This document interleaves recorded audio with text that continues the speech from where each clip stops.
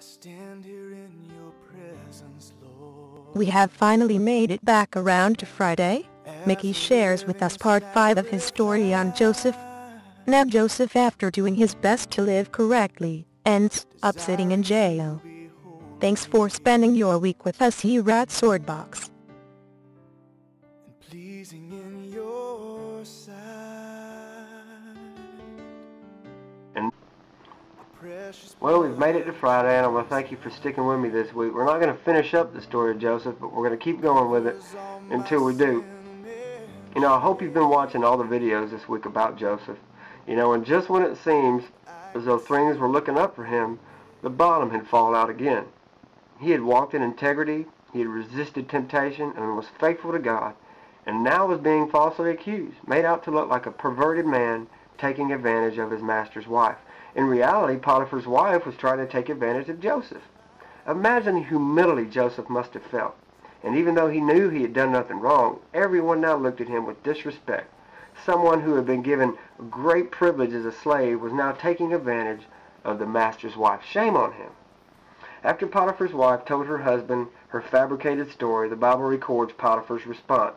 In Genesis 39:19 and 20, it says, "So it was, when his master heard the words which his wife spoke, saying to him, 'Your servant did to me after this manner,' that his anger was aroused. Then Joseph's master took him and put him into the prison, a place where the king's prisoners were confined. And he was there in the prison." You know, I hear Christians all the time say, "I'm just loving life," or "I'm just living the dream," and that's fine. But I wonder if you were to ask Joseph how he was doing when the guards shut the door in the dark prison, how he would respond. I mean, he was a believer. He was obedient to God. I wonder how Christians would look at Joseph today. Oh, he really messed up. You know, he got what he deserved. How could he do such a thing? Would anyone go visit him in prison? Or would we be too afraid of what people might think if we did?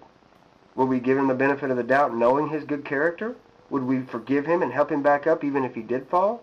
Our culture is so quick to crucify someone publicly without presenting all the facts. So quick to gossip and slow to forgive. We love to hear all the dirt on someone, and that's gossip. Hopefully as Christians we don't act just like the world. Joseph was innocent and had no one to help him. He was a slave, and the verdict was guilty. No lawyer, no trial, straight to prison to pay for something he didn't do. You think the devil was whispering in Joseph's ear as he lay down to sleep in the dark, lonely prison? What about the dreams he had dreamed when he was living at home? Some dream this turned out to be. This was more like a nightmare. Why would God allow this to happen? How could any of this possibly work together for good? Why even bother trying to live a godly life when all that keeps happening are bad things? Do you think Joseph was tempted to feel sorry for himself? Become depressed? You know he was. So how do you handle adversity? How do you respond when everything falls apart? Life can change in an instant. Tragedy can strike all of us.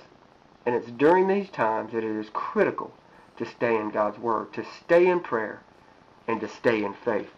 The kind of faith that says, even if everything around me falls all to pieces, I'm trusting in God to hold me to pieces, hold my pieces together, and to comfort me and to settle me.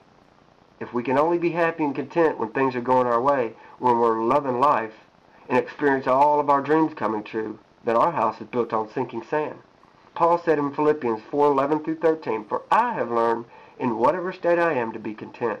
I know how to be abased, and I know how to abound. Everywhere and in all things I have learned both to be full and to be hungry, both to abound and to suffer need. I can do all things through Christ who strengthens me." If Joseph, or if we, choose to focus on the bad things happening, choose to listen to the devil, choose to allow our emotions to control us, we will not have peace and contentment during hard times. Worry and fear and self-pity are all enemies of faith and contentment, godly humility, and God's truth. But we must choose. It's going to be extremely difficult at times, but just like Paul, we must learn to be content. We must practice it. Joseph was getting plenty of practice in his young life.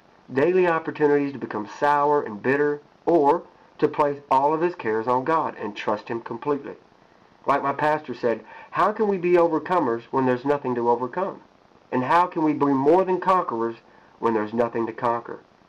You know, we too can be like Job, who in the worst tragedy a person could ever imagine, said this, "Though he slay me, yet I will trust him. and I hope you'll trust Him today. God bless you.